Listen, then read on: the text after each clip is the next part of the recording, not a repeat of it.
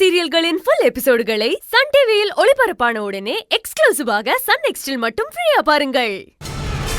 என் அண்ணனோட நாற்காலியில நிரந்தரமா உட்கார போறது நம்ம பையன்தான். இத நான் சாதிச்சு காட்டாம ஓய மாட்டேன். அதுக்கு நான் விட மாட்டேன். அந்த ஈஸ்வரி திட்டத்தை நிறைவேறவே நான் விட மாட்டேன். ஈஸ்வரி நம்மள பத்தி என்னதான் நினைச்சிட்டு இருக்கா? நம்ம எல்லாரும் அடி முட்டாளுங்க. அவ என்ன பெரிய அதி புத்திசாலி நினைச்சிட்டு இருக்காளா? அவ திட்டம் என்ன நமக்கு தெரியாத நம்பிட்டு இருக்காளா? ஆமாமா, அவ பிளான் என்னன்னு தான் நமக்கு தலையும் புரியல வாலும் புரியலையே. எனக்கு எல்லாம் புரிஞ்சு போச்சு திவ்யா. வேலைக்காரியா இந்த வீட்டுக்குள்ள வந்தவ இப்ப மருமகளானா. அதுக்கப்புறம் அழகோட அப்பா எழுதின உயில்ல ஏதோ தில்ல முள்ளு பண்ணி சொத்தை எல்லாத்தையும் சுருட்டி எடுத்துக்கிட்டா.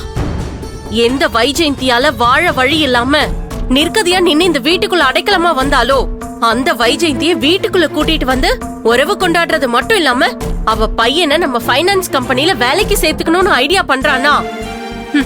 இந்த ஈஸ்வரி எவ்வளவு பெரிய யமகாதியா இருக்கணும். எனக்கு விஷயத்தை கேட்டதும் அப்படியே உடம்பெல்லாம் ஆடி போச்சு. இந்த ஈஸ்வரிய விடக்கூடாதுங்க. அவ நினைக்கிறது எதுவுமே நடக்க கூடாது. என்ன சொல்றீங்க? நீ எதுக்கு இப்ப டென்ஷன் ஆயிட்டு இருக்க? சக்தி வந்து இந்த விஷயத்த சொன்னப்பவே என் மைண்டுக்கு ஷாக்கா தான் இருந்துச்சு. அதுக்கப்புறம் யோசிச்சு பார்த்தப்ப ஈஸ்வரி அந்த சஞ்சுவை கம்பெனிக்குள்ள விட்டு ரிஸ்க் எடுக்க மாட்டேன்னு எனக்கு நல்லா தோணுது. அதனாலதான் அவ இதுக்கு ஒத்துக்கல. ஒருவேளை அவ இதுல டவுல் கேம் ஆடினான்னு வச்சுக்கோ, நான் அதை சும்மா வேடிக்கை பார்த்துட்டு இருக்க மாட்டேன்.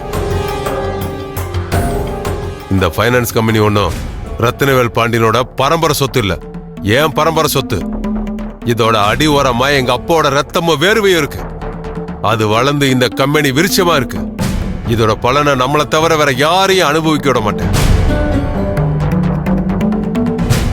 ரத்தினவேல் பாண்டிய வேலைக்காரனா இந்த கம்பெனிக்குள்ள வந்து அதை ஆட்டைய போட பார்த்தா. நான் வளர்ந்து ஆளாகி அதை தடுக்கிறதுக்குள்ள என்னென்னமோ ஆகி போச்சு. இப்ப அந்த ஈஸ்வரி வேலைக்காரி அந்த கம்பெனிக்குள்ள வந்து அதை ஆட்டைய போட பார்த்தானா, நான் அவளை சும்மா விட மாட்டேன்.